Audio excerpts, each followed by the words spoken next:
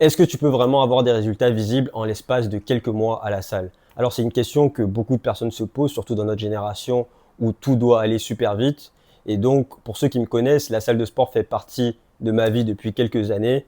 Et donc, cette vidéo, elle devait arriver à un moment ou à un autre. Donc, dans cette vidéo, je vais parler de là où tout a commencé pour moi, comment je me suis mangé 2 râteaux consécutifs par une même meuf. Et c'était un combo fatal, hein. Et comment je me suis dit en fait que quelque chose doit changer dans ma vie.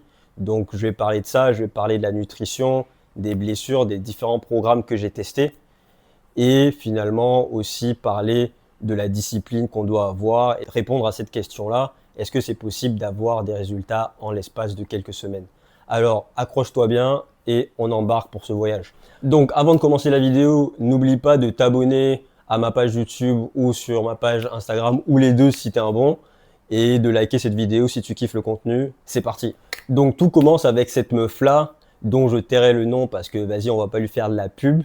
Mais pour ceux qui me connaissaient avant la salle et qui ont habité avec moi, voient peut-être de qui je parle. Mais en tout cas, cette meuf-là, elle me met 2 râteaux consécutifs en l'espace d'une semaine. Pas vraiment des râteaux, mais plutôt des stops. Et je me rappelle, je rentre d'une soirée, de cette soirée-là avec elle, et j'arrive tard chez moi, et je me regarde dans le miroir et je me dis, putain, quelque chose doit changer. Et je dors dessus, et le lendemain, je me rappelle, j'étais devant la télé, et je me dis, il faut en fait que j'aille à la salle, que je me construise un corps de titan, que je fasse du bif, et que plus tard, je revienne la voir et qu'elle se dise, ah putain, j'ai fait de la merde. T'es mal raisonnement, tu vois. Et donc, je commence à m'entraîner à la salle de mon condo, et au fur et à mesure, mon pote avec qui je vivais, qui allait déjà à la salle, me dit, viens frérot, avec moi à Fitness First. Fitness First, qui est une chaîne de musculation, de salle de sport haut de gamme. Du coup, je regarde les prix et je me dis, à ce prix-là, en fait, il faut que j'aille à la salle tous les jours, sinon c'est du vol. Et du coup, je commence à aller à la salle tous les jours et ils me mettent directement dans les influences YouTube de Gym Bro, c'est-à-dire Thibaut InShape, From Human to God, Pumping Iron avec Arnold Schwarzenegger, le documentaire. Ziz, pour ceux qui ne connaissent pas Ziz, allez vraiment voir qui c'est parce que c'est vraiment un des piliers du mouvement de la musculation, en tout cas pour moi. David Lade, Simeon Panda, etc., etc. Que des tueurs pour en fait partir sur de bonnes bases pour pouvoir construire un corps de titan, tu vois. Et donc l'objectif est clair pour moi à ce moment-là, c'est vraiment prendre en masse, apprendre à m'entraîner et connaître mon corps de plus en plus. Les premiers mois, franchement, à la salle de sport, c'est les mois les plus addictifs de ta vie de gym rat. Tu fais 4 curls biceps et tu as l'impression que ton bras double de volume, en tout cas dans ta tête. Tu rentres dans un de tes t-shirts et tu as l'impression d'être un personnage de GTA qui vient d'améliorer une de ses stats.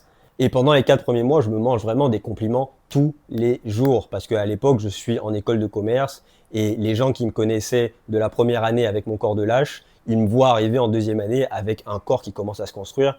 Et se manger des compliments comme ça et du feedback positif à longueur de journée pendant plusieurs semaines, plusieurs mois, ça te change. Ta démarche change, ton regard change et ton niveau de confiance en soi grimpe à une vitesse folle. Et tu comprends quelque chose que personne ne te dit avant que tu commences la salle, c'est que la salle t'améliore mentalement avant de t'améliorer physiquement. Et ça, c'est vraiment un game changer quand tu commences la salle. Moi, à mon début à la salle, je commence comme beaucoup de personnes d'ailleurs, avec le bro split. Le bro split, c'est quoi? C'est vraiment quand tu concentres tes séances de muscu sur un muscle en particulier. Ça veut dire, lundi, tu vas commencer par les pecs, mardi, tu vas faire le dos, mercredi, ça va être les jambes, etc., etc. Ça prend beaucoup de temps par séance, mais ce qui est bien, et moi je trouve ça parfait, surtout au début de ton expérience à la salle, c'est que ça te donne la chance de découvrir beaucoup d'exercices et beaucoup de machines dédiées à un muscle en particulier. Et donc, au fur et à mesure, tu découvres ton corps, tu prends de l'expérience à la salle et tu deviens plus à l'aise à t'entraîner dans les salles de sport parce que tu connais la plupart des machines et comment elles fonctionnent. Du coup, après plusieurs mois d'entraînement en effectuant du bro split, je passe à un autre système d'entraînement. C'est le classique, c'est le push-pull-leg. Le push-pull-leg, c'est vraiment le système d'entraînement le plus pratique quand tu as une vie réelle, c'est-à-dire quand tu as un boulot, soit les études ou des obligations, parce que ça te permet de regrouper différents muscles qui travaillent en concordance quand tu les entraînes. Et donc, ça te permet de faire moins de séances, mais d'entraîner les muscles de façon plus efficace. Par exemple, le push, ça va être les pecs, les épaules et les triceps. Parce que par exemple, quand tu travailles au développé incliné, ça va travailler le haut de tes pecs, mais aussi les deltoïdes avant. Pendant le pull, ça va être les biceps et le dos, parce que par exemple, quand tu fais des tractions, ça active ton dos, mais ça active également tes biceps parce que tu tires dessus.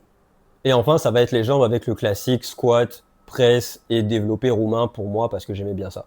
Ensuite, après le push-pull leg, à ce moment-là, dans mon expérience à la salle, j'ai envie de gagner en force parce que je suis très concentré sur mes PR. Les PR, c'est-à-dire les personal records, j'en parlerai un peu plus tard dans la vidéo.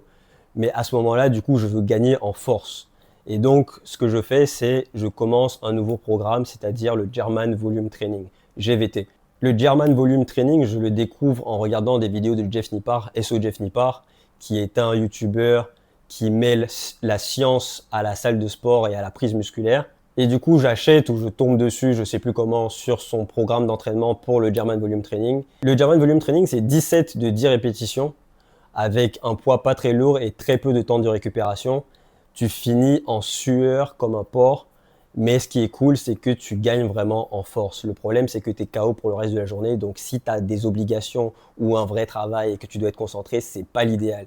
Mais si ton objectif à ce moment-là de ta vie et que tu as beaucoup de temps, c'est de prendre en force et faire des pillards, je recommande fortement. Enfin, j'ai également testé le full body qui est un classique, surtout pour ceux qui n'ont pas beaucoup de temps dans la semaine ou alors qui ne veulent pas faire plusieurs séances dans la semaine. Ça permet de regrouper tous les muscles en une séance. Tu t'entraînes peut-être 3 fois par semaine, mais c'est des séances plus longues. Personnellement, moi, j'ai pas trop kiffé faire du full body. C'est cool pendant quelques mois, mais finalement, tu t'ennuies assez vite et ça fait que tu t'entraînes longtemps. Moi, personnellement, j'aime pas durer trop longtemps à la salle.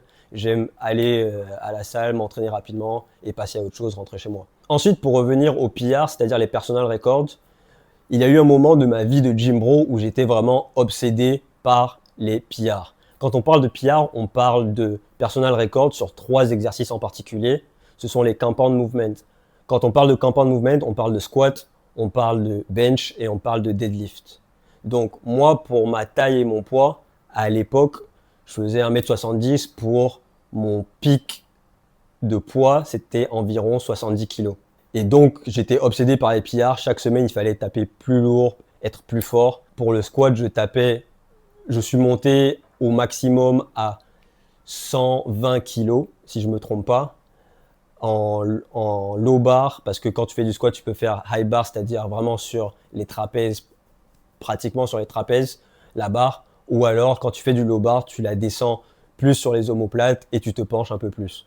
Donc le squat, c'était vraiment mon exercice favori pour mes PR et je suis monté à 120 kg. C'est vraiment une fierté quand j'y repense, j'ai les vidéos et ça, mashallah, c'était vraiment de bonnes performances. C'était de très bons jours quand je réussissais les PR, mais c'était vraiment l'abysse de l'abysse quand je loupais mes PR parce que vraiment à cette époque de ma vie, j'avais vraiment que la salle et louper un PR, c'était vraiment la fin du monde, c'était horrible. En termes de bench, il fallait que j'atteigne les 100 kg. Pour ceux qui sont dans la communauté des gym rats et du sport et de la salle, les 100 kg au bench, c'est vraiment un palier à atteindre qui est important ou sinon on te regarde un peu de haut. Et donc le maximum que j'ai fait, mon PR au bench, c'était 100 kg et je me suis arrêté là. Et finalement, au deadlift, qui était mon exercice encore moins favori, j'ai dû atteindre les 150, 180, un truc comme ça. Je me rappelle pas bien parce que c'était pas très important pour moi. Les squats, c'était vraiment très important. Mais donc, les PR, c'était ça. C'était un grand arc dans ma carrière de gym bro, si on peut dire ça comme ça. Ensuite, il faut parler de nutrition. Les gens, quand ils pensent à la salle de sport, ils pensent que le plus dur, c'est s'entraîner. Mais non, le plus dur, c'est manger. Moi, je suis ectomorphe. J'ai un métabolisme hyper rapide et donc ça fait que pour gagner en masse, j'avais besoin de manger vraiment 3000 calories par jour, sans envie, sans appétit, juste par nécessité de prendre en masse. Et c'était vraiment le plus compliqué. Aller s'entraîner, c'était dur parce que je m'entraînais vraiment comme un barbare à cette époque-là. Mais vraiment, quand tu n'as pas d'appétit et que tu dois rentrer des calories pour rentrer des calories, c'est vraiment le plus dur. Je me rappelle de ce jour où j'ai vraiment commencé à manger dans la casserole parce que j'avais pas d'énergie pour faire la vaisselle juste après. Et là, ça devient, c'est vraiment manger dans une gamelle, quoi, comme un animal. Et tu t'endors pendant tes repas. Pour ceux qui ont vraiment fait des prises de masse, tu sais que tu manges, tu t'endors parce que ta digestion, elle a déjà commencé alors que tu n'as pas terminé de manger. Tu te réveilles, tu continues à manger. C'est vraiment se gaver comme des oies et c'est un peu le style de vie bodybuilder alors que t'es pas bodybuilder, tu vois. Et c'est peut-être là, quand tu es vraiment dans cette prise de maths, dans cette galère de trouver les calories, de trouver les heures pour manger, de trouver l'envie, que tu réalises peut-être que c'est pas la motivation qui te construit, mais c'est la discipline alimentaire. Donc, pour répondre à la question, est-ce que tu peux gagner en résultats visibles en l'espace de quelques semaines, quelques mois? Oui. Alors, pour remettre dans le contexte, c'était une conversation que j'avais avec un pote qui se reconnaîtra s'il regarde la vidéo. Mais il me disait, toi, c'est parce que c'est la génétique, c'est pour ça que tu as pris en masse musculaire très rapidement et que ça s'est vu. Et normalement, ça prend 12 mois pour avoir des résultats visibles. Et je le regarde en mode, frérot, tu racontes n'importe quoi. Du coup, au fur et à mesure, il descend à 6 mois et je lui dis non, ça prend 1 mois ou 2 si tu t'entraînes comme un barbare et tu manges comme un barbare.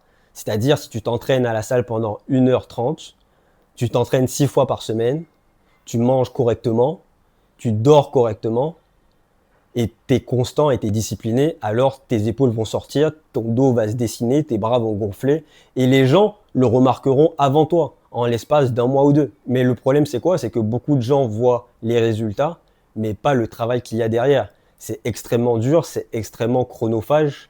Et selon moi, il y a peu de gens qui sont capables de tenir ce rythme-là sur plusieurs mois, sur plusieurs semaines, pour pouvoir avoir des résultats aussi rapidement. Donc pour conclure, la salle, pour moi, c'est vraiment une relation amour-haine. Mais c'est aussi l'endroit où j'ai construit ma confiance en soi, ma discipline, ma routine. Et c'est l'endroit où j'ai mis un stop à mes râteaux en répétition avec certaines meufs, tu vois. Donc avoir des résultats rapidement, c'est possible si tu mets les efforts et que tu es constant, mais à aucun moment c'est facile. Ça demande vraiment de la discipline, que ce soit de la discipline alimentaire ou de la discipline d'entraînement. Du coup voilà, c'est possible, mais ça reste extrêmement difficile. Donc voilà, c'est la fin de la vidéo sur la salle de sport. Si tu as kiffé, n'hésite pas à lâcher un like sur cette vidéo et à me suivre sur les réseaux Instagram et sur YouTube.